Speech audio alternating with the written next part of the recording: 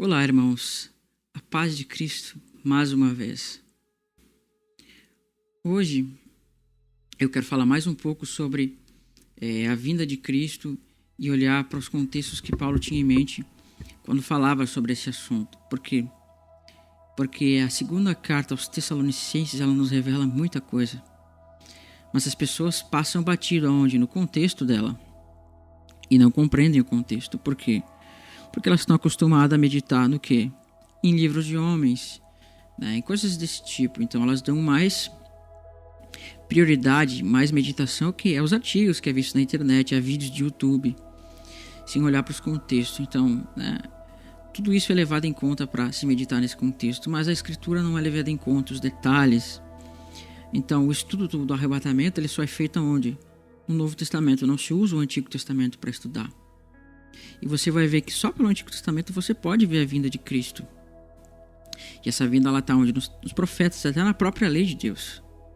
Então, o próximo vídeo vai ser um vídeo chamado A Grande Colheita, onde eu vou mostrar nas festas de Deus todo o plano de Deus que ele tinha até a vinda do Messias, e ele botou isso prefigurado nas festas.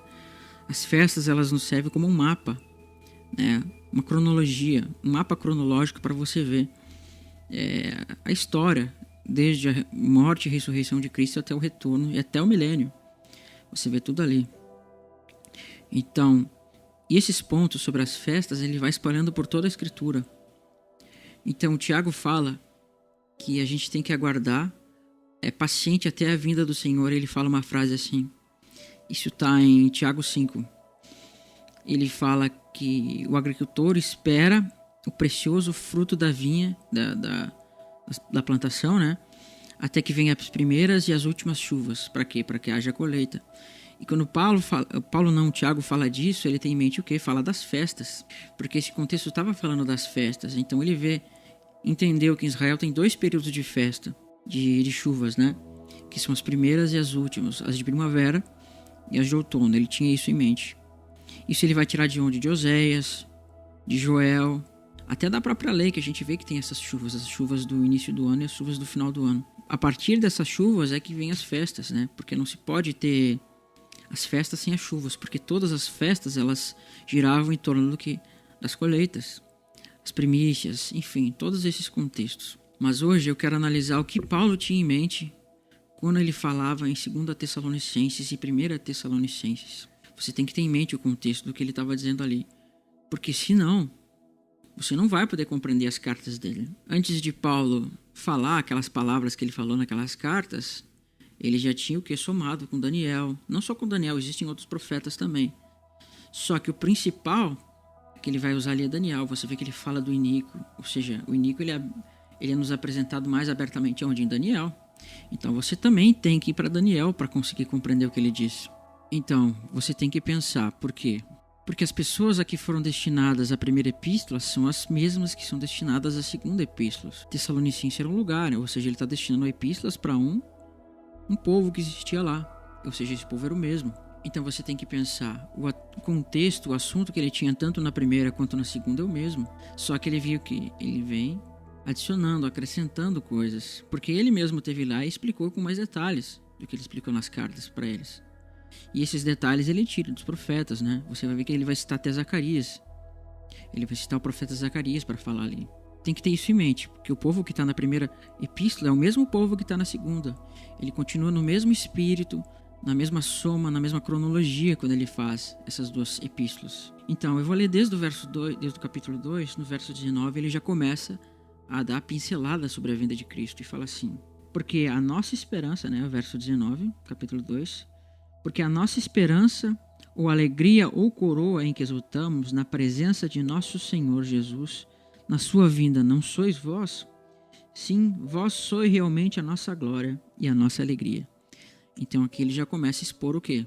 Um contexto de vinda. E esse contexto vai o quê? Ele vai sendo acrescentado, ele vai botando detalhezinhos, né? Vai acrescentando coisas. Mas está dentro do mesmo contexto. Agora eu vou pular um capítulo. E a partir do verso 11 a gente vai ver que ele continua falando do mesmo contexto. Depois na sua casa você lê 1 Tessalonicenses, segue esse mesmo espírito, essa mesma linha de raciocínio, você vai ver que fala na vinda de Cristo, né? Agora ele nos mostrou que o quê? Está confirmado até a presença e vinda do Senhor Jesus. E agora, no capítulo 13, ele dá mais uma pincelada sobre o mesmo tema. Ora, o nosso mesmo Deus e Pai e Jesus, nosso Senhor, dirige-nos o caminho até vós, e o Senhor vos faça crescer, aumentando o vosso amor uns para com os outros, para com todos, como também nós para convosco, a fim de que seja o vosso coração confirmado em santidade, isento de culpa, na presença de nosso Deus e Pai, na vinda de nosso Senhor Jesus, com todos os seus santos. Então, você tem, para conseguir compreender o capítulo 4, que fala da última trombeta, que fala de transformação, você tem que estar isso em mente, porque o contexto é o mesmo.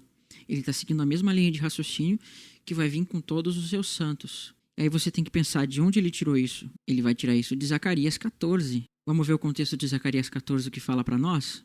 Lá que a gente vai conseguir ter uma interpretação melhor do que diz. Antes de eu ler esse verso que Paulo cita, eu vou ler como ele começa, qual é o contexto dele. Ele vai nos dizer assim, Zacarias 14, verso 1. Aí você soma depois o que eu vou mostrar aqui com a epístola de Paulo e você vai ver que está falando do mesmo contexto. Eis que vem o dia do Senhor, em que os teus despojos se repartirão no meio de ti, porque ajuntarei todas as nações para a peleja contra Jerusalém. E a cidade será tomada e as casas serão saqueadas, e as mulheres forçadas, metade da cidade sairá para o cativeiro, mas o restante do povo não será expulso da cidade. E o que vai acontecer? Então sairá o Senhor à peleja contra essas nações, como pelejou no dia da batalha. Tá vendo que ele está associando o dia do Senhor com uma grande batalha? E olha o que ele vai associar um pouquinho mais para frente, nos próximos versos. Vai falar assim, ó. Naquele dia estarão seus pés sobre o Monte das Oliveiras, que está de frente a Jerusalém, para o oriente. E o Monte das Oliveiras será fendido pelo meio, para o oriente, para o ocidente. E haverá um vale muito grande, metade do monte se apartará para o norte e outra metade para o sul. Fugireis pelos vales dos meus montes, porque o vale do monte chegará até Azal. Sim, fugireis, como fugistes do terremoto nos dias de Uzias, rei de Judá. E o que vai dizer agora? Então virá o Senhor, meu Deus, com todos os seus santos. Então viu de onde que Paulo está tirando? Quando você for olhar para aquela primeira epístola de Tessalonicenses lá, que ele fala de vinda com todos os seus santos, você tem que estar com o profeta Zacarias na mente, porque foi da onde ele tirou. E você vê que o contexto está falando de vinda do Senhor e está falando de quê? De dia do Senhor. Por isso que no capítulo 5 de 1 Tessalonicenses ele vai usar a expressão dia do Senhor também. Você tem que ter isso na mente. Eu vou ler mais uma vez o contexto que eu tinha mostrado. Então, tudo que preceder depois que Paulo vai falar sobre a vinda tem que estar dentro desse mesmo raciocínio, dessa mesma soma dele. Mas, olha para Zacarias quando você for ver isso aqui. E ele vai falar assim, de novo eu vou ler. Ora, o nosso Deus e Pai e Jesus, nosso Senhor, dirijam-nos o caminho até vós. O Senhor vos faça crescer, aumentando o amor de uns para com os outros, para com todos, como também nós para convosco. Ele continua. A fim de que sejais o vosso coração confirmado em santidade, isento de culpa na presença de nosso Deus e Pai, na vinda do nosso Senhor Jesus com todos os seus santos. Onde é que ele está tirando isso? De Zacarias, não tem outro contexto. Né? Não existe uma outra passagem que mostre exatamente assim como ele está citando, que não seja Zacarias. Coloca o seu pensamento em Zacarias, porque foi lá que ele tirou. Agora, seguindo essa mesma linha de raciocínio, a gente vai pular alguns versos, porque está dentro do mesmo contexto. Ele está falando sobre a vinda aqui. Agora, em 1 Tessalonicenses 4, verso 15, ele vai começar a dar mais explicação sobre isso. Ora, ainda vos declaramos por palavra do Senhor, nós os vivos que ficarmos até a vinda do Senhor. Qual vinda que ele falou? A vinda do Senhor com todos os seus santos, que aparece lá onde? Em Zacarias. E você vê lá que o contexto está falando de uma batalha, de uma grande destruição. Então, como é que você vai dizer que isso é invisível? Ou seja, você não está somando com Zacarias. Aí já começa o erro. Ele continua. Até a vinda do Senhor, de modo algum precederemos os que dormem, Porquanto o Senhor mesmo, dada a sua palavra de ordem, e ouvida a voz do arcanjo, ressoada a trombeta de Deus, descerá dos céus, e os mortos em Cristo ressuscitarão primeiro. Depois nós, os que ficarmos vivos até a vinda do Senhor, seremos arrebatados juntamente com eles. Ou seja, os que estavam vivos vão ser transformados e vão ser arrebatados juntamente com aqueles que ressuscitaram, entre as nuvens, para o encontro do Senhor nos ares, e assim estaremos para sempre com o Senhor. Consolai-vos então, pois, uns com os outros com estas palavras, essas palavras da vinda de Cristo, a esperança, né? Então aqui ele está dando um contexto. Então, agora ele vai dar uma explicação. Ele vai nos mostrar assim: irmãos, relativamente aos tempos e às épocas, não há necessidade que eu vos escreva. Tempos e épocas do quê? Disso que eu acabei de falar, né? Da vinda dele. Pois vós mesmos estáis inteirados com precisão que o dia do Senhor vem como ladrão. Então, olha como é fantástico isso que ele está nos mostrando. No finalzinho do capítulo 3, a gente vê que ele está associando com Zacarias 14, onde a gente vê, né, o monte das oliveiras fendido. E aí então ele fala: virá o Senhor com todos os seus santos. E nesse mesmo contexto de Zacarias 14, o primeiro verso ele fala: eis que vem o dia do Senhor. Então você soma. E aqui mais uma vez Paulo, nessa epístola, ele usa a expressão dia do Senhor. Para quê? Para que você some com Daniel. Com Daniel não, com Zacarias. Pois vós mesmos estáis inteirados com precisão que o dia do Senhor vem como ladrão. Então você vê que o que Paulo estava combatendo ali mesmo era justamente essa doutrina, que as pessoas não estavam sabendo quando seria a vinda do Senhor e achavam que estava perto, que ia ser a qualquer momento. Então é isso que ele tinha em mente ali. Algumas pessoas tinham até parado de trabalhar por causa disso, para se preparar para isso. Mas Paulo fala que tem algumas coisas para acontecer antes. E por isso que ele cita o quê? Zacarias. Para se olhar que existia um contexto de uma tribulação, de alguma coisa do tipo. E ele fala: quando andarem dizendo paz e segurança, eis que lhe sobrevirá repentina destruição, como vêm as dores de parto, que está para dar à luz, e de nenhum modo escaparão. Então o que ele está associando esse dia do Senhor como uma destruição aqui? Então quando andarem dizendo paz, então vai vir esse dia, como um ladrão. E esse dia que ele está citando, ele está associando com o quê? Com o arrebatamento que a gente viu alguns versos atrás. Então, seguindo essa mesma linha de raciocínio, seguindo o mesmo raciocínio que Paulo tinha, você vai ter que olhar para 2 Tessalonicenses com esse raciocínio na mente. Por quê? Porque, como eu já falei, Paulo, quando vai falar dos contextos de 2 Tessalonicenses, ele está em mente o quê? Falar o que os profetas mostraram, a revelação dos profetas. E ele está seguindo na mesma linha de raciocínio. Você vê que ele cita Zacarias, ele usa Zacarias para mostrar a vinda do Senhor, cita ele vindo com todos os seus santos, né? Enfim, uma série de coisas. Tem que estar nessa linha de raciocínio. E no final, ele associa todo esse contexto com o dia do Senhor vindo como um ladrão. Isso eu já falei no vídeo passado. Eu só estou complementando um pouquinho mais do que eu já tinha falado, né? Você pode ver os outros 2 vídeos, eu vou botar os links aqui na tela, ok? Então, agora, em 2 Tessalonicenses, ele está destinando a epístola as mesmas pessoas que estavam lá, os mesmos santos, porque não existe diferença de santos. Todos tinham a mesma esperança, que era o que é a vinda do Senhor. Então algumas pessoas estavam sendo confundidas sobre esse assunto, e por isso vem a necessidade das epístolas, e Paulo escreve. Para quê? Para exortar eles a ter perseverança, né? A esperar a vinda com todos os santos. Mas eles tinham que olhar para Zacarias. E agora ele vai fazer com que a gente olhe para Daniel. Eu aconselho os irmãos que cliquem no link que vai aparecer aí na tela para conseguir compreender melhor o contexto de 2 Tessalonicenses. Eu faço outra soma com outras palavras, usando outros contextos. Então eu não vou usar o capítulo 1 dessa vez, né, para o vídeo não se tornar muito grande. Então você clica no link que vai aparecer aí, que é uma reflexão sobre a vinda, né? Você pode ver também o último dia. Então hoje o foco é a gente entender o que Paulo tinha em mente em 2 Tessalonicenses. Eu vou ler desde o verso 1 para a gente ver. Irmãos, no que diz respeito à vinda de nosso Senhor Jesus e à nossa reunião com Ele, nós vos exortamos. Então, se esse contexto não tivesse falando sobre a nossa reunião, por que ele fala? Né? Olha o que ele fala no finalzinho do capítulo 4 de 1 Tessalonicenses. Seremos arrebatados juntamente com eles entre as nuvens para o encontro do Senhor nos ares, e assim estaremos para sempre com o Senhor. Ou seja, esse encontro é o que? Uma reunião.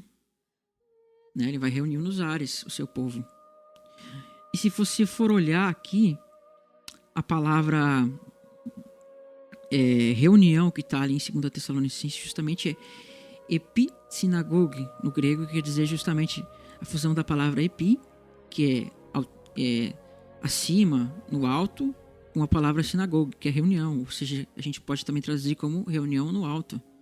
Né? Então você medita aí no grego. Eu deixei um vídeo de um programa no meu canal, onde eu deixei um programa que você pode estudar nos originais, né? Hebraico, aramaico, grego. Vou deixar também na descrição aí, você pode estudar com calma depois. Ele fala: irmãos, no que diz respeito à vinda do nosso Senhor Jesus e a nossa reunião com ele nos ares, perdão, não nos ares, mas eu usei aqui o termo, nós vos exortamos que não vos demovais da vossa mente. Seguindo a mesma linha de raciocínio, essa reunião é com todos os santos. Né? Com facilidade, nem vos perturbeis, quer por espírito, quer por palavra, quer por epístola, como se procedesse de nós, supondo que tenha chegado o dia do Senhor. Olha ele mostrando mais uma vez esse dia do Senhor, associando com reunião. E 1 Tessalonicenses, lá no início do capítulo 5, você vê que ele associa aquilo que ele explicou ao dia do Senhor. É só você ver, fica muito sem nexo. Ele está falando de uma esperança de dia do Senhor, se esse dia do Senhor fosse ocorrer depois da grande do arrebatamento. Por que eles teriam esperança numa coisa, se isso vai acontecer depois que eles já fossem arrebatados? Não tem nexo. Isso nos mostra o que Paulo estava nos mostrando para a gente ter esperança nesse dia. Não tem lógica, isso é um pensamento sem lógica, né? E continua, né? Como procedesse de nós, supondo que tenha chegado o dia do Senhor. Então você vê que naquele tempo já tinham pessoas enganando, confundindo as pessoas que esse dia já estava perto. Ninguém de nenhum modo vos engane, porque isso não acontecerá sem que primeiro venha a apostasia. Isso ele está tirando de Daniel, capítulo 11. E seja revelado o homem da iniquidade, o filho da perdição, ao qual se opõe e se levanta contra tudo o que se chama Deus, ou é objeto de culto, a ponto de assentar-se no santuário de Deus, ostentando-se como fosse o próprio Deus. Não vos recordais que eu ainda convosco costumava dizer estas coisas? E agora sabeis o que detém, para que lhe seja revelado somente em ocasião oportuna. Então o que você vê aqui? Que ele fala de um iníquo que vai se levantar antes da vinda do Senhor.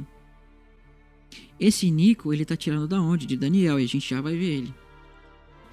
E Daniel é uma sucessão de visões que tratam do mesmo tema, da mesma profecia.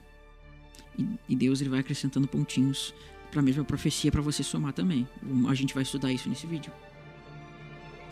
Então, muitos dizem que isso que detém, que o iníquo é o quê? É o Espírito Santo. Só que eles se contradizem. Por quê? Porque a gente vê que lá em Apocalipse, quando fala das duas testemunhas, o que é dito sobre elas? Que elas vão receber poder e profetizar. E o que fala para nós em Atos? Você vai ver que para se tornar testemunha de Jesus é necessário que aconteça uma coisa. Deus não botou para bonito, mas ele está fazendo com que a gente some com Atos também. Não só com Atos, mas com Joel e uma infinidade de outros capítulos. E o que Jesus fala para os seus discípulos? Atos capítulo 1, verso 8. Mas recebereis poder que há de descer sobre vós, o Espírito Santo, e sereis minhas testemunhas em Jerusalém, como em toda a Judéia, Samaria e até os confins do mundo. Então viu que é legal que os discípulos tinham que receber poder para testemunhar? E você vê que as duas testemunhas elas têm que profetizar. E a profecia ela só é dada através do Espírito Santo. Ninguém pode profetizar sem o Espírito Santo. E você vê que lá, no contexto das duas testemunhas, fala de receber poder para profetizar. Isso está associado com Joel. A gente vai estudar num outro vídeo sobre as duas testemunhas. Então, você tem que ter isso em mente. Paulo não estava falando de Espírito Santo aqui. Mas a resposta está lá em Daniel também. Isso a gente vai ver num outro vídeo com calma. Né, pra gente não atropelar o vídeo e não deixar muito grande o tempo do vídeo. Mas o foco principal a gente vê isso aqui, ó. Ninguém, capítulo 2, 2 Tessalonicenses, ninguém de nenhum modo vos engane, porque isso não acontecerá sem que primeiro venha a apostasia e seja revelado o filho da perdição, o qual se levanta e se opõe contra tudo o que se chama Deus ou é objeto de culto, a ponto de assentar-se no santuário de Deus, ostentando-se como fosse o próprio Deus. Então, muitas pessoas não sabem, mas isso ele está tirando de Daniel, capítulo 11. Ele está citando praticamente as mesmas palavras que são citadas em Daniel. Eu vou dar uma palhinha sobre o verso que ele está citando e a gente vai analisar as profecias do livro de Daniel para conseguir compreender esse contexto que ele tinha em mente, ok? A sucessão dos reinos até que vem o chifre pequeno que vai guerrear contra os santos. E vai aparecer em Apocalipse também. É uma chave para conseguir compreender os tempos em Apocalipse, juntamente com as festas, né, e com a lei de Deus. Isso vai nos abrir portas em Apocalipse para conseguir compreender os contextos.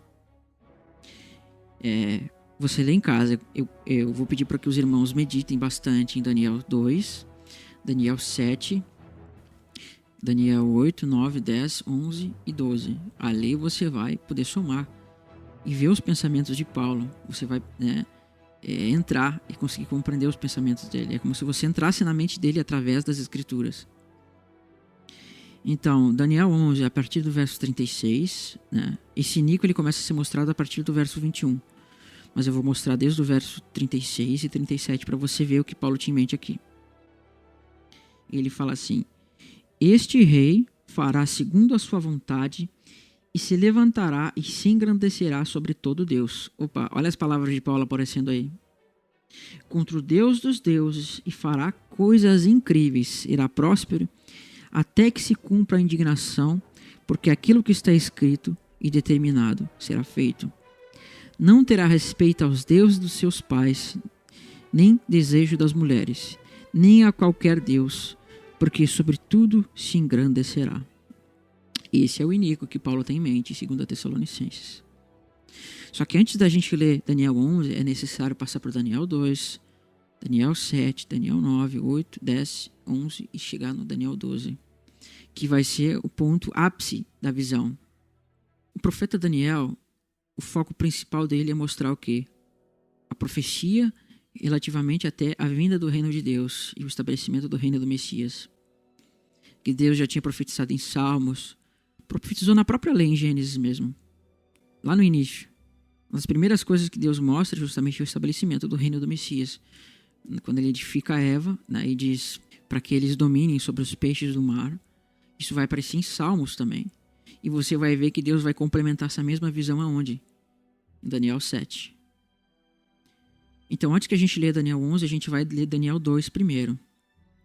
E você vai ver que Deus em Daniel, ele quer mostrar uma mesma profecia, mas ele vai exemplificar em vários pontos diferentes. Ele vai mostrar em visões diferentes para complementar a mesma visão, para que Daniel pudesse entender com calma, e não só Daniel, mas nós também pudéssemos somar. A gente tem que fazer a mesma coisa que Paulo fez, porque ele somou todas essas coisas na mente, tinha tudo isso na sua mente.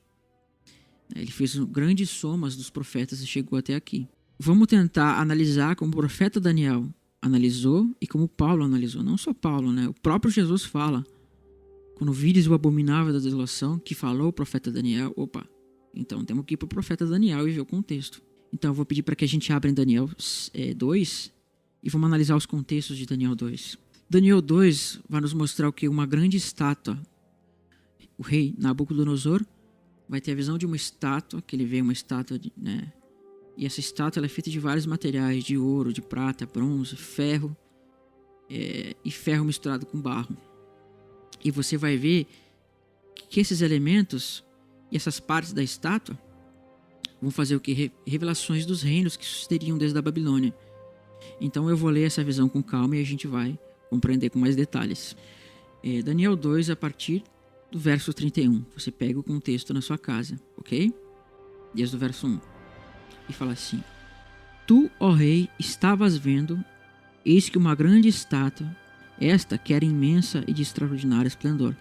Daniel explicando para o rei o sonho dele, né? Que os adivinhos, os mágicos e sábios não conseguiram saber que sonho era. Então veio Deus revela para Daniel, né? E agora Daniel está revelando o sonho para Nabucodonosor. E ele continua: E essa estátua estava em pé diante de ti, e sua aparência era terrível.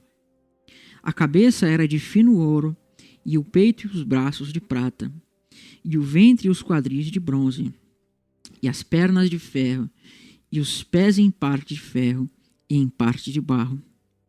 Quando estavas olhando, uma pedra foi cortada sem auxílio de mãos e feriu a estátua nos pés de ferro e de barro e a esmiuçou. Então foi juntamente esmiuçado o ferro, o barro, o bronze e a prata e o ouro, aos quais se fizeram como palha das eiras no estio. E o vento os levou, e deles não se viram mais vestígios. Mas a pedra que feriu a estátua tornou-se grande montanha e encheu toda a terra. Então essa estátua, composta de vários materiais, né, ela vai ser destruída quando vier uma pedra do céu. E essa pedra a gente vai ver que é quem? É Cristo, é o reino de Deus. E agora ele vai dizer para o rei Nabucodonosor: este é o sonho e também sua interpretação, que diremos ao rei.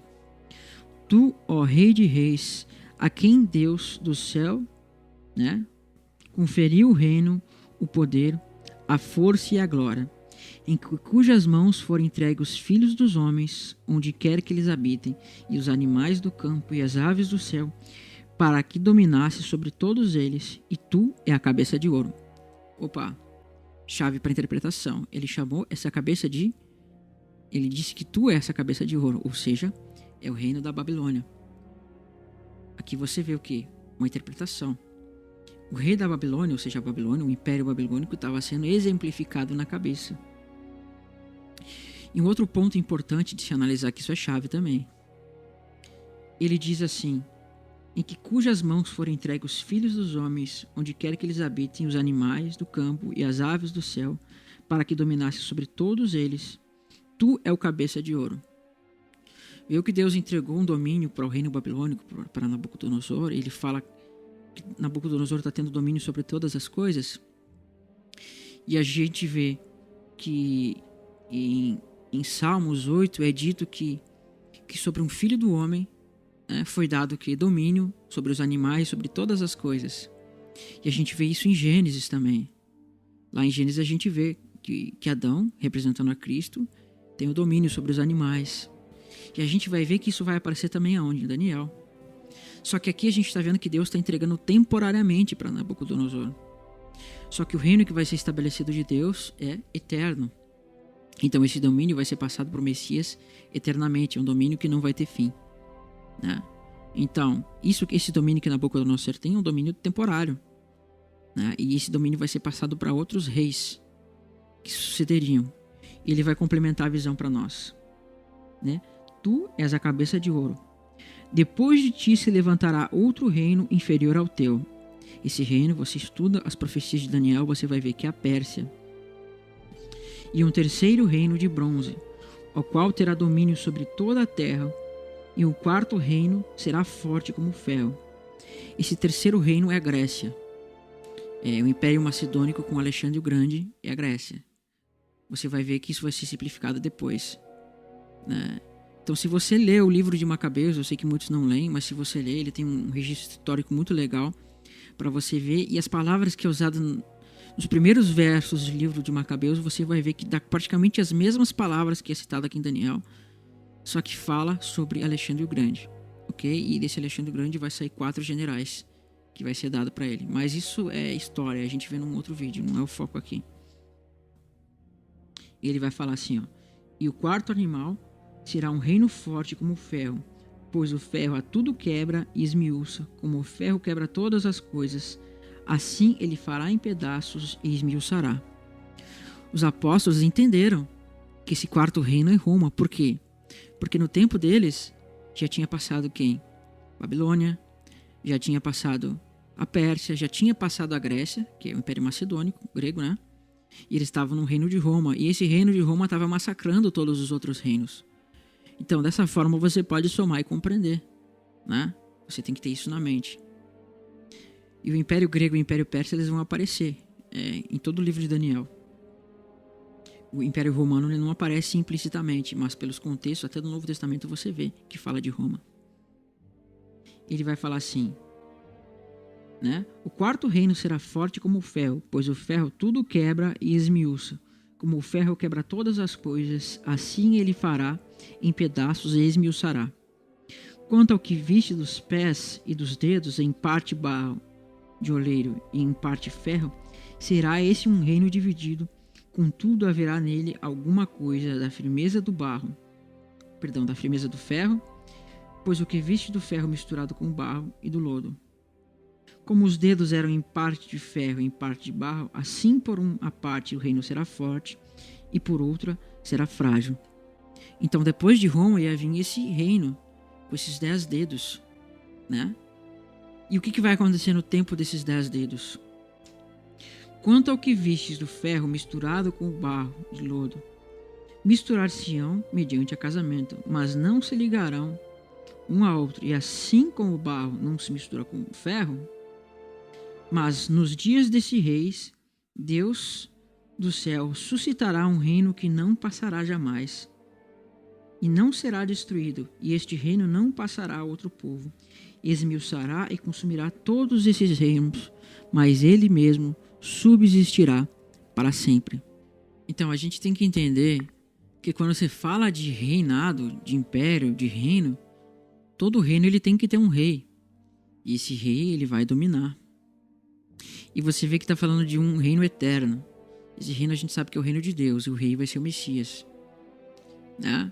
Então você tem que somar todas essas coisas. E esse rei, ele vai aparecer aonde? No Salmo 72, Salmo 45, vai aparecer no Salmo 110. Por isso que é importante você estudar os Salmos, tendo as profecias e a revelação dos tempos em mente. Então, eu vou abrir um parênteses aqui e vou mostrar esse rei nos Salmos. E fala assim para nós, Salmo 72. Você medita e veja como está falando do Messias, o reino do Messias, né? E você vê lá que em Daniel 2 está sendo estabelecido esse reino eterno, né? E todo reino vai ter o que? Um rei. E o rei tem que ter uma rainha. E essa rainha vai reinar com quem? Com o rei. Essa rainha é a igreja. Ela vai aparecer no Salmo 45. É o povo de Deus. Vamos ler o Salmo 72 e somar com Daniel e falar assim para nós. Concede ao rei, ó Deus, os teus juízos, e a tua justiça ao filho do rei. Julgue ele com justiça ao teu povo e aos teus aflitos com equidade. E os montes trarão a paz ao povo. Também as colinas trarão com justiça. Julgue ele os aflitos do teu povo e salve ele os filhos dos necessitados. Esmague o opressor. Olha a revelação para nós. Ele, ou seja, o rei, permanecerá para sempre enquanto existir o sol e enquanto durar a lua. Através das gerações, seja ele como a chuva que desce sobre a campina ceifada. Isso é revelação, campina ceifada. Também está falando da vinda, mas num outro estudo a gente vai ver isso. Vê que ele falou que o tempo dele seja enquanto durar o tempo da lua, ou seja, ele está dizendo que vai ser eterno, porque a lua vai sempre existir. A lua não vai deixar de existir. Ele fala, enquanto existir o sol. E olha o que ele fala mais pra frente. Vou pular 2 versos para não se tornar muito grande. Domine ele de mar a mar, desde o rio até os confins da terra. Então, olha como o reinado dele vai ser um reinado que vai dominar o mundo todo. E se ele é um rei eterno, isso nos mostra que o reinado dele vai ser eterno. E o que fala? Subsista para sempre o seu nome, verso 17. E prospere enquanto resplandecer o sol. Nele sejam abençoados todos os homens e todas as nações lhe chamarão de bem-aventurado. A gente vê que uma profecia sobre a descendência de Abraão é dada e que todas as nações seriam abençoadas no descendente dele. E o que a gente vê? Que nesse rei as nações vão ser abençoadas. Daí que Paulo somou e compreendeu que seria no Messias que as nações seriam abençoadas também. Depois você lê isso em mente. Mas o ponto principal você vê aqui que esse rei seria um rei eterno e que o reinado dele seria de mar a mar. A gente vai ver que isso vai aparecer aonde? Em Zacarias. A gente tem que olhar para Zacarias, capítulo 9, verso 10. Depois você soma todo o contexto, ok? É interessante olhar para isso daqui. E fala assim, vou ler desde o verso 9, ok? Alegra-te muito, ó filha de Sião, e exulta, ó filha de Jerusalém. Eis que vem o teu rei, justo e salvador, humilde, montado em um jumento, cria de jumenta. Destruirei os carros de Efraim e os cavalos de Jerusalém. Por quê? Porque ele está fazendo união entre Efraim e Judá aqui, pela paz. Porque quando se fala em destruir cavalos de guerra e destruir o arco, ou seja, está fazendo paz entre elas, entre as duas nações. E o arco de guerra será destruído. Ele anunciará a paz entre as nações. Olha o evangelho. E o seu domínio se estenderá de mar a mar, desde o Eufrates até as extremidades da terra. Em Daniel 7 a gente vai ver que esse rei ele tem que ascender aos céus. Só que se aqui ele está vindo num jumento, a gente vê que o quê? Que ele veio de uma outra forma antes. Então você vê as duas vindas de Cristo aqui. Então viu que legal que aqui ele está mostrando esse rei dominando de mar a mar? Isso vai aparecer onde? Em Daniel 7. Isso vai aparecer também no Salmo 110. Deus fala no Salmo 110, 3. Ele fala assim para nós: o Senhor enviará o cetro do seu poder, dizendo, vai e domina entre os reis. Ou seja, primeiro ele tem que ascender e sentar à destra de Deus. E depois ele diz, vai e domina entre os reis. Você tem que ter isso em mente, essas coisas. Agora vamos voltar de novo para o profeta Daniel. O que a gente entende? Que todo reino, esse reino vai ser um reino eterno, né? Tem que ter um rei. E esse rei estava sendo mostrado aqui nos profetas, nos salmos. E esse rei tem uma rainha. E essa rainha é quem? É a congregação dele. Por isso que você vê em Daniel que Deus primeiro mostra Deus dando domínio para o Messias. Depois esse domínio é dado para quem? Para os santos. Esses santos é quem? É a esposa de Cristo, é a igreja, que vão reinar. Isso vai aparecer em Apocalipse. Reinarão 1000 anos, né? E você vai ver que esse reinar 1000 anos está exemplificado onde? Na lei. Porque você vai ver que fala em Apocalipse de um casamento, né? E o que diz na lei? Que quando um homem toma uma mulher, ele tem que descansar por 1 ano e dar alegria para sua esposa por 1 ano. Por isso que na festa dos tabernáculos você vai ver que eles tinham que se alegrar. Então isso eu vou botar em outro vídeo que vai estar no final aqui. Você dá uma olhada com calma, né? Mas eu aconselho que você veja o vídeo A Grande Colheita, que eu vou botar aí também.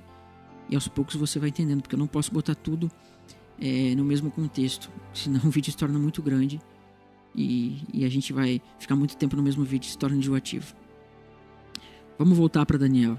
Então, o vídeo já está se estendendo um pouco, está ficando grande e eu também já estou começando a ficar sem tempo para gravar e a luz está começando a ficar já difícil porque daqui a pouco vai começar a anoitecer. Então eu não vou ler aqui todo o capítulo 7, porque senão o vídeo se tornaria muito grande e muito enjoativo. Então eu vou pedir para que você leia Daniel 7 com calma e você vai ver esses animais. Só que você vai ter que ter o que? A cronologia de Daniel 2 e olhando que o primeiro rei é a Babilônia. Então você vai ver que aqui o primeiro rei que vai aparecer, ele é tipificado no leão. E esse leão vai representar a Babilônia. Tanto que se você olhar a Babilônia, os símbolos antigos da Babilônia, você vai ver que existia um símbolo na Babilônia, nos portões de Babilônia, que era o que? Era um leão com asas, né? Isso vai aparecer aqui para nós. Então, eu vou ler pedacinhos aqui e a gente vai somar. E vai dizer assim: falou Daniel e disse: eu estava olhando durante as minhas visões da noite, e eis que 4 ventos do céu agitaram um mar grande, e 4 animais grandes, diferentes uns dos outros, subiram do mar. Esses animais vão exemplificar os reinos. Ele vai mostrar: o primeiro era como o leão que tinha as asas, e esse é Babilônia. Continuei olhando, eis que o segundo animal era semelhante ao urso, esse é Pérsia. Depois disso, continuei olhando, eis que o outro semelhante a um leopardo tinha nas costas asas de ave e 4 cabeças, esse aqui é Grécia. Mas depois ele vai citar um outro reino aqui. Agora esse aqui eu vou ler para a gente ter cuidado na interpretação. Depois disso, eu continuava olhando nas visões da noite, e eis que aqui o 4º animal era terrível e espantoso, e sobremodo forte, o qual tinha grandes dentes de ferro, e ele devorava e fazia em pedaços e pisava aos pés o que sobejava. Esse é Roma. e era diferente de todos os animais que apareceram antes dele, e tinha 10 chifres. Então isso você soma lá com Daniel 2, onde aparece aqueles 10 dedos. Está falando praticamente da mesma coisa aqui. E se você olhar em Daniel 2, você vê que é no tempo desses 10 dedos que vem o quê? Que vem o Messias. Então você tem que entender que isso aqui está falando também de coisas futuras. Porque no tempo desses 10 chifres é que vai vir o Messias. Que esses 10 chifres que estão na cabeça da besta. E fala assim: estava a observar ainda, e eis que entre eles subiu um outro pequeno, diante do qual dos 3 primeiros chifres foram arrancados. E eis que nesse chifre havia olhos como de um homem e uma boca que falava com insolência. Agora Deus ele nos dá mais um complemento. Está planificando a visão aqui, está complementando, porque em Daniel 7 não aparece esse chifre. Mas aqui a gente vê que depois que esses 10 chifres levantam, se levanta mais um que não aparece em Daniel 2. Agora Deus está nos mostrando, está acrescentando coisas à visão aqui. E o que vai dizer para nós? Né? A chifre que havia olhos como de homem e uma boca que falava com insolência. Verso 8, Daniel 7. Continuei olhando até que foram postos uns tronos e o ancião de dia se assentou e sua veste era branca como a neve e os cabelos da cabeça como pura lã. E seu trono era em chamas de fogo, e suas rodas em fogo ardente. E um fogo, uma nave saía diante dele, e milhares de milhares o serviam, e miríades estavam diante dele, e assentou-se o tribunal, e se abriram os livros. Esse se abrir os livros está nos mostrando que é um tribunal, um julgamento. Isso tem que ter em mente. Isso a gente vai ver que vai ser revelado em Daniel 12, o que vai acontecer mediante esse julgamento. Isso vai aparecer em Apocalipse 11 também. E fala assim, verso 11. Então estive olhando por causa das vozes insolentes das palavras que o chifre proferiu, e vi que o animal foi morto e o seu corpo desfeito para ser entregue e queimado. Então, vou pular um verso e agora vai mostrar uma coisa interessante para nós no meio da visão. Eis que eu estava olhando nas minhas visões da noite, eis que vinha com as nuvens do céu, um como filho do homem, e dirigiram até o ancião de dias e o fizeram chegar até ele. As pessoas costumam dizer que isso aqui está falando da segunda vinda de Cristo, mas não está falando da segunda vinda, está falando da ascensão dele aos céus. Porque o Senhor, o ancião de dias, ele está no céu, esse é o Pai. Também tem um ancião de dias aqui que mostra que é o Filho também. Mas nesse ponto está falando de quem? Do Pai. E aqui estão fazendo ele chegar até o ancião de dias, e o ancião de dias está no céu. O que você está vendo aqui? Cristo ascendendo nas nuvens. Você pega aqui Mateus 28 e soma naquele momento que ele está subindo as nuvens. E fizeram ele chegar onde? À destra de Deus, para sentar. E está lá intercedendo pelos nossos pecados, à destra de Deus. Só que no verso 14 já está falando da segunda vinda, aí sim. Ele vindo e recebendo domínio. Foi-lhe dado domínio e glória e o reino para que todas as nações e os homens de todas as línguas o servissem. E seu domínio é domínio eterno que não passará e o seu reino jamais será destruído. Isso vai ser depois, no futuro, isso não aconteceu ainda. Aqui está mostrando as duas vindas de Cristo implicitamente, né, em 2 versos. Mas o que eu quero mostrar aqui? Que primeiro tem que se levantar esse chifre, e depois que ele se levanta, vai vir o tribunal e vai tirar o poder dele. Isso vai aparecer nos outros versos de Daniel. E vai falar assim para nós.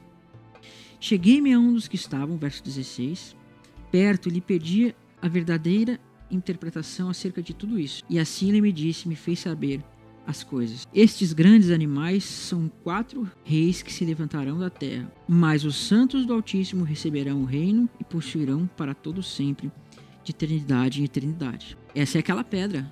Agora Deus está mostrando na mesma ordem a pedra que veio. Isso aqui é a pedra, aquela que aparece lá. Por que eu estou dizendo isso? Porque em Daniel 7, Deus vai botar em ordem os reinos até o estabelecimento do reino de Deus. E aqui em Daniel, lá em Daniel 2, né, aqui em Daniel 7, ele vai fazer a mesma coisa, mostrar em ordem até o estabelecimento do reino. Primeiro ele mostra esse filho do homem reinando, depois ele mostra que é o povo do Altíssimo recebendo o reino. Porque tanto o Messias quanto a igreja vão reinar. O Messias como noivo, como o marido, e a igreja como a esposa, que é a rainha. O rei e a rainha reinando. né? E ele vai falando mais pra frente. Então tive desejo de conhecer a verdade a respeito do quarto animal, que era diferente de todos os outros, muito terrível, cujos dentes eram de ferro e cujas unhas eram de bronze, e que devorava e fazia em pedaços e pisava aos pés do que sobrejava. Também a respeito dos 10 chifres que tinha na cabeça, e do outro que subiu, diante dos quais caíram 3. Daquele chifre que tinha os olhos e boca que falava com insolência, e parecia mais robusto do que seus companheiros. E eu olhava, e eis que esse chifre fazia guerra contra os santos e prevalecia com eles. Até que acontece o quê? Até que veio o ancião de dias e fez justiça aos santos, e veio o tempo em que os santos possuíram o reino. Então o que você vê? Primeiro se manifesta o chifre que faz guerra contra os santos. Depois vem o ancião de dias e faz justiça. E o que acontece? Até que veio, ou seja, ele prevalece contra os santos, até que vem o ancião de dias e faz justiça aos santos. Deus não faz justiça aos santos antes que ele se manifeste, mas depois. E veio o tempo que os santos possuíram o reino. Né? E vai falar mais. Então ele disse, o quarto animal será um quarto reino na terra, o qual será diferente de todos os reinos, devorará toda a terra, e pisará aos pés e fará em pedaços. E os 10 chifres que vistes correspondem a 10 reis que levantarão naquele mesmo reino, e depois dele se levantará outro, o qual será diferente dos primeiros, e abaterá 3 reis. E o que vai falar? Proferirá palavras contra o Altíssimo, magoará os santos. No original não está bem dessa forma, tá? Castigará os santos, perseguirá os santos, né? E cuidará em mudar os tempos e a lei, e os santos lhe serão entregues nas mãos por 1 tempo, 2 tempos e metade de 1 tempo. Então, esse Nico vai perseguir os santos durante 1 tempo, 2 tempos, metade de 1 tempo, que são menos que 1260 dias, 42 meses, ou 3 anos e meio. Esse é o tempo. Por isso que vai aparecer as 2 testemunhas. Isso é um outro estudo que a gente vai ver, ok? E o que fala depois disso? Mas depois disso, ou seja, depois do tempos e tempo e metade de 1 tempo, o tribunal se assentará para lhe tirar o domínio e para destruir e consumir até o fim. E então o reino e o domínio e a majestade dos reinos debaixo de todo o céu serão dados ao povo dos santos do Altíssimo, e o seu reino será um reino eterno, e todos os domínios lhe servirão e lhe obedecerão. Daniel, a profecia de Daniel, as visões que Daniel tem, elas tratam do mesmo tema. E Deus vai mostrando esses reinos que vão se levantando. E depois no final vai levantar esses 10 dedos, que são 10 reis. E nesse tempo vai se levantar quem? Esse chifre pequeno, que vai se engrandecer. Ele vai se engrandecer e vai perseguir os santos do Altíssimo. Até que o quê? Até que assenta-se o tribunal e tira o domínio. Esse domínio é tirado dele e dado para quem? Para os santos do Altíssimo. Então, vê que primeiro, antes do ancião de dias se manifestar e vir, esse ancião de dias é o filho. Esse segundo que aparece é o filho. Ele vai vir e vai exercer justiça, ou seja, executar a ira. Então, primeiro tem que se manifestar o Inico. E a besta, ou seja, esse chifre, ele tem que receber o quê? Ele tem que receber o poder e vai agir por 3 anos e meio. E só depois desses 3 anos e meio, tempos e metade de 1 tempo, é que o quê? É que vai se assentar o tribunal. Então você não pode tirar dessa ordem. Você não consegue enxergar aqui uma coisa invisível, mas você vê uma cronologia que Deus coloca organizada para que você veja, ainda que ele põe várias visões diferentes, mas a cronologia está organizada para que você olhasse e visse isso. O tribunal ele não se manifesta antes que se manifeste o Inico, mas ele se manifesta depois. Primeiro o Inico se manifesta, persegue os santos, e depois disso é que vem o tribunal e dá domínio aos santos, dá o reino. Só que quando fala em reino, ou seja, a gente implicitamente está vendo a ressurreição. Por quê? Porque que diz a palavra? A carne e o sangue não herdarão o reino de Deus. Portanto, se o reino de Deus é dado para os santos depois que o Inico se manifesta, isso nos mostra que o arrebatamento é depois da vinda do Inico. Porque é no arrebatamento que vai dar a ressurreição. E esse tempos e metade de um tempo, eles são 1260 dias. Por isso Cristo vai falar da ressurreição no último dia. Mas esse é um outro assunto que a gente vai ver, ok? Então, isso é que Paulo tinha em mente aqui. Primeiro, esse iníquo se manifesta. Por isso que ele fala que o dia do Senhor não se manifestará sem que primeiro se manifeste a apostasia. E seja revelado a quem? O filho da perdição, ao qual Jesus destruirá com a manifestação da sua vinda. Ou seja, quando o Senhor de dias vir e manifestar juízo para os santos. Manifestar juízo, né? E tirar o domínio da besta. Então, vamos olhar um pouquinho para Daniel 12 agora. E em Daniel 12 e 11 vai ter mais complementos sobre essa visão para nós. Devido ao tempo, eu não vou ler todo o contexto de Daniel 11, você lê em casa. Verso 28. Então o homem vil tornará para a sua terra com grande riqueza, e seu coração será contra a santa aliança. Olha como esse homem está indo contra o quê? Contra a aliança de Deus. E o homem vil tornará para a sua terra com grande riqueza, e seu coração será contra a santa aliança. Ele fará o que lhe aprouver e tornará para a sua terra. Mais para frente, verso 30. Porque virão contra eles navios de Quitim e lhe causarão tristeza. Voltar-se-á e se indignará contra a santa aliança, mais uma vez. Fará o que lhe aprouver e, tendo voltado, atenderá aos que estiverem desamparados à santa aliança. Olha a apostasia aparecendo aí. E olha aqui a revelação. Cristo vai falar sobre isso. Dele sairão forças que profanarão o santuário e a fortaleza nossa e tirarão o quê? O sacrifício diário, estabelecendo a abominação da desolação. Cristo fala, quando vires a abominação da desolação, então os que estiverem na Judéia fujam para os montes. Olha, Zacarias 14 fala disso lá, né, que eles fugirão para os montes. E o que fala mais dele?